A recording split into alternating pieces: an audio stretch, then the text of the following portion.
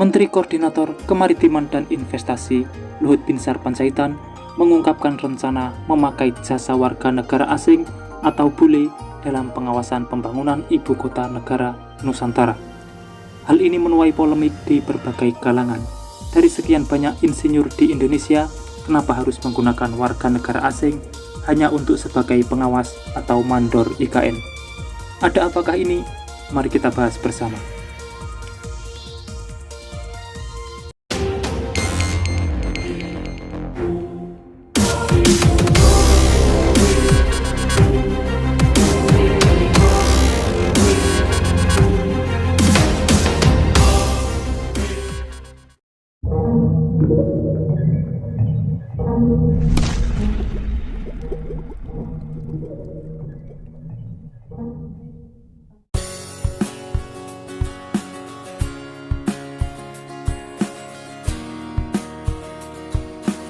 Seperti biasa, sebelum berlanjut ke pembahasan, dukung selalu channel ini supaya terus berkembang dan bisa menyajikan informasi di setiap harinya.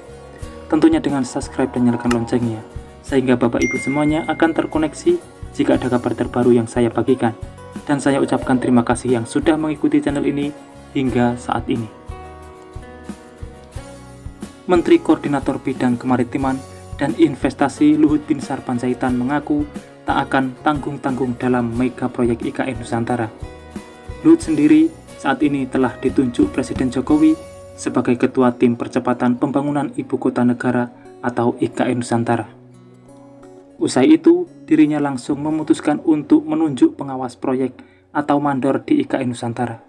Yang menuai polemik, Luhut lebih memilih warga negara asing untuk menjadi mandor proyek IKN ini. Menteri Manfes Luhut Binsar Panjaitan sebelumnya mengungkapkan rencana pemerintah menggunakan mandor asing untuk mengawasi pembangunan IKN. Ia menyatakan akan melaporkan rencana penggunaan pengawas bule dalam pembangunan IKN ke Presiden Jokowi. Dengan alasan pengawas terpaksa dengan segala hormat memakai bule untuk kualitas. Jangan sampai istana presiden itu jadi tapi tidak bagus. Penunjukan mandor akan dilakukan setelah ia mendapat tugas dari Presiden Jokowi untuk menjadi Ketua Tim Satuan Tugas Percepatan Investasi IKN.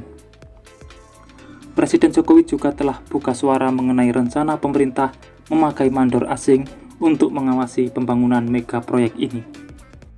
Menurut Presiden, istilah yang tepat digunakan adalah pengawas. Jumlah yang diusulkan pun hanya sedikit untuk memastikan kualitas proyek. Beliau menilai tidak ada yang salah menggunakan pengawas dari luar negeri untuk memastikan kualitas proyek yang dihasilkan. Ia juga membantah penggunaan pengawas asing demi memuluskan masuknya investasi dari luar negeri di calon ibu kota negara. Mengenai hal itu, anggota Komisi 5 DPR RI Mulyadi mempertanyakan kebijakan pemerintah menggunakan tenaga kerja bule atau asing untuk pengawas proyek ibu kota negara IKN Nusantara.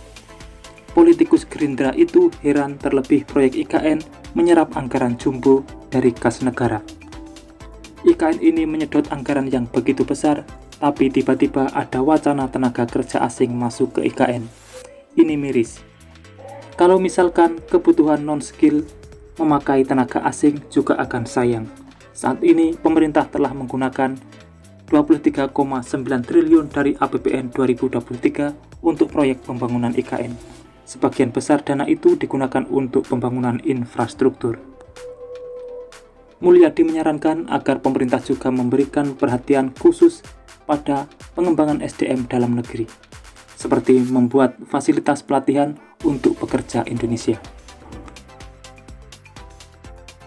Pada kesempatan yang sama, Ketua Komisi 5 DPR RI Lazarus menganggap keputusan pemerintah memakai tenaga kerja asing untuk pengawasan proyek IKN ini menjadi tamparan bagi Kementerian PUPR.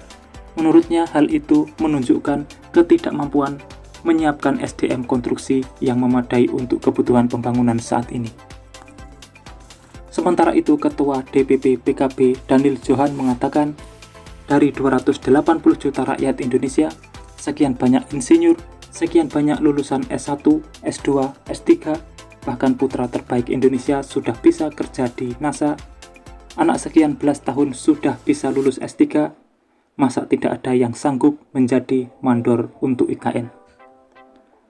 Mengenai polemik ini, Menteri PUPR Basuki Hadimulyono mengungkapkan keputusan akhir terkait rencana pemerintah memakai mandor asing untuk mengawasi pembangunan proyek Ibu Kota Negara Nusantara ada di tangannya. Menurut Menteri Basuki, selama ini proyek pembangunan IKN belum menemukan kendala meski tenaga pengawasannya dari dalam negeri. Kalau nanti memang ada pengawas asing, menurutnya itu masih wacana dan keputusan akhir tetap ada di tangannya. Dirjen Bina Konstruksi Kementerian PUPR, Rahmat Arif Dinaputra, menjelaskan saat ini pihaknya sedang melakukan pelatihan dan sertifikasi para pekerja konstruksi di Indonesia, khususnya IKN. Pada 2023 ini ditargetkan ada 8.500 tenaga kerja konstruksi telah dilatih dan sertifikasi. Penggunaan pekerja lokal jadi prioritas utama. Tren di IKN sudah dilakukan pelatihan di IKN hampir 2.739 orang tenaga kerja di IKN yang sudah dilatih.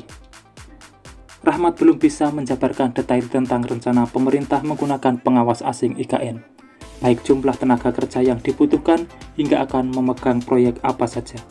Ia mengaku belum mendapatkan detailnya.